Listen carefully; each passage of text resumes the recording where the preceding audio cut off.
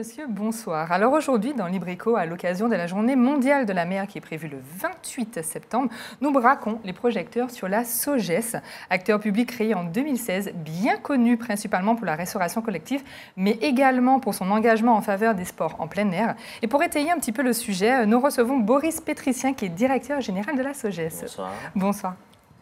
Alors déjà, dans un premier temps, en quoi la Journée mondiale de la mer, qui je rappelle est le 28 septembre, résonne-t-elle avec les missions de la SOGES et pourquoi vous voulez justement en faire un événement pour cette année 2025 ? Tout simplement, c'est l'occasion de pouvoir mettre un coup de projecteur sur nos activités, mais aussi surtout sur un plan d'eau qui est celui de la ville des Anses d'Arlet, où nous avons effectivement la gestion du centre nautique et qui permet justement de découvrir le plan d'eau, des pratiques et surtout aussi ce qu'il y a sous l'eau. Parce que derrière, nous avons la possibilité d'offrir des prestations de services qui permettent effectivement de louer des pales, des masses, des tubas et de découvrir, rentrer à la rencontre des tortues. Il y en a beaucoup dans ce coin, voilà, et de découvrir le parc paysager maritime qui existe sur ce plan d'eau-là. Oui, il est magnifique, je le connais en plus. Vous avez justement cette année mis à l'honneur le centre nautique des Anses d'Arlet, comme vous l'avez dit. Pourquoi vous avez fait ce choix? Pourquoi ce lieu principalement? Parce que c'est un lieu qui mérite d'être connu, et qui mérite aussi d'être mis en valeur dans la mesure où il se trouve sur ce front de mer arlésien qui est énormément fréquenté par les touristes, la population arlésienne, mais aussi tous les Martiniquais. Et c'est l'occasion pour nous de mettre en valeur notre capacité à offrir des prestations de services sur le nautisme, c'est-à-dire pales, masses, tuba, kayak, voile et tout ce qui tourne autour du paddle. Donc il y a la possibilité aujourd'hui de louer chez nous du matériel et de découvrir une pratique nautique. J'allais justement vous poser la question en termes justement d'expériences concrètes que le public peut retrouver en fait sur place. Donc vous avez parlé en fait de la voile, vous avez parlé en fait du snorkeling. Vous avez peut-être des initiations, peut-être en groupe, en individuel. Alors nous avons qu'est-ce qu'on peut y trouver? Tout, on accueille tous les publics, du plus jeune jusqu'à la personne âgée qui effectivement aujourd'hui cherche une activité dans le bourg des Anses d'Arlet, ce serait très bien. Et nous avons la possibilité donc de les accueillir sur des prestations multi-loisirs. On a aussi la possibilité de former des jeunes, des moins jeunes. On a aussi la possibilité d'accueillir des groupes, que ce soit des CE d'entreprise, des associations ou tout organisme qui aimerait effectivement organiser une demi-journée, une journée de découverte de la pratique nautique. Mais en tout cas, déjà, merci pour ces premières précisions. Maintenant, chers téléspectateurs, cap sur le centre nautique des Anses d'Arlet. C'est un site d'exception, ouvert à tous avec du paddle, du kayak, de la voile, initiation également, qui rythme bien sûr la découverte du littoral. Notre journaliste Louis Sabat s'est rendu sur place. Regardez. Voile, kayak ou encore paddle. Les activités sont multiples au centre nautique des Anses d'Arlet. Géré par la SOGES, c'est un pôle dynamique, ouvert à tous. Entre particuliers, scolaires ou entreprises, il a trouvé son rythme de croisière. Ici, pour les enfants, on a le centre multi-activités autour de la voile, découverte milieu marin, kayak, paddle, nager avec les tortues, aussi aller voir les dauphins. Et on a les scolaires, on a les journées de cohésion en entreprise, on a l'activité senior le lundi matin. Tous les lundis matin, on a un année scolaire où on propose du kayak, de l'aquagym et de la natation. Sous l'impulsion de la SOGES, ce centre nautique est devenu bien plus qu'un lieu dédié aux loisirs nautiques ou à l'éducation au milieu marin. Il joue aussi un rôle crucial dans la formation professionnelle.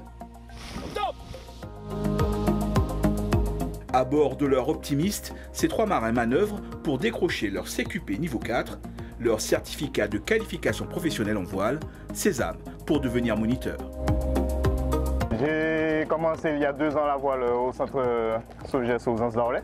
Donc la SOGES a mis en place cette formation, donc j'ai sauté sur l'opportunité pour pouvoir acquérir de nouvelles compétences. Ils sont très rigoureux, très à cheval sur la sécurité, puisqu'on est amené à encadrer quand même des groupes importants, des groupes de jeunes. Gage de qualité et de savoir-faire, le centre nautique des Anses d'Arlet travaille en partenariat avec l'association Ken Jeunesse, en tant que centre support de formation. Là, on a un stage technique niveau 4. C'est pour préparer les moniteurs à entrer en formation CQP. C'est une formation qui se fait en jumelage avec la base nautique de Cannes Jeunesse, auquel ils vont devoir partir en métropole là, sur une semaine pour valider les EPMSP, les exigences préalables à la mise en situation pédagogique. C'est obligatoire pour le nouveau moniteur pour commencer à encadrer en structure. Formation éducation ou activités de loisirs accessibles aux familles, aux scolaires, aux entreprises. La SOGES, à travers le centre nautique, réussit le pari de la promotion de la mer et des opportunités qu'elle offre aux Martiniquais. On a quand même voyagé avec le reportage. Tout à fait, ce serait bien. Donc justement, la SOGES est principalement connue pour la restauration collective initialement, mais vous avez aussi justement la gestion d'infrastructures sportives, donc la piste cyclable de Ducos ou encore la piscine communautaire au Saint-Esprit. Exactement, voilà. Donc pour ne citer vraiment que celle-ci. Comment justement ces différentes activités s'inscrivent un petit peu dans la même mission de service public et aussi le bien-être de la population? Alors c'est très simple, hein. Nous avons un public cible. En 2016, quand elle a été créée, c'est le scolaire. D'accord. Puisque les communes de l'espace sud ont transféré leurs compétences pour la restauration scolaire du premier degré. Donc on a commencé par leur donner à manger. Et ensuite, on s'est dit qu'il fallait aussi s'occuper de leur bien-être, de leur santé. Et comme il y avait des obligations ministérielles, le savoir nager, donc d'où cette piscine communautaire, et le savoir rouler, la piste cyclable communautaire, qui permet à la SOGES effectivement de s'occuper d'un même public du début jusqu'à la fin. Voilà. Ok, donc ça a vraiment répondu à un besoin quand même bien spécifique au niveau de l'éducation. Tout à fait. D'accord, ouais. Manger, bouger, santé, hein, tout exactement, exactement. Et puis c'est bien de bien les nourrir et de bien leur permettre de dépenser et de se trouver des fois aussi une pratique sportive dans le milieu scolaire. On a vu justement dans le reportage, on a parlé justement de support, de centre de formation. Vous pouvez nous le détailler un petit peu plus? Alors très rapidement, c'est une idée qui vient effectivement de l'équipe du centre nautique, d'aller chercher justement cette proximité avec la Cannes Jeunesse, qui est un centre de formation, et qui nous a permis de nous adosser à eux pour pouvoir permettre à des jeunes Martiniquais de passer une partie de leur formation en Martinique. Et ils partiront bientôt finaliser la partie technique à Cannes Jeunesse. Donc ça permet effectivement que la SOGES soit un lien entre un centre de formation qui aujourd'hui est bien connu dans le sud de la France et notre capacité, nous, à former et à faire monter aussi en compétence nos moniteurs.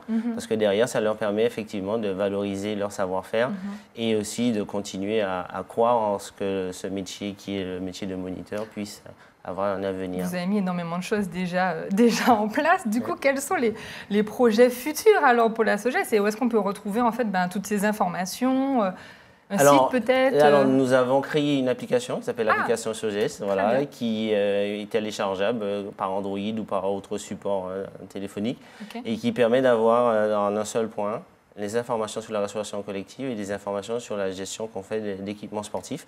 Et une fois que vous aurez téléchargé cette application, vous aurez toutes les notifications et les informations liées à nos activités. Ok, donc l'application, c'est application SOGES. On tape juste SOGES, très on peut télécharger. Ouais, exactement.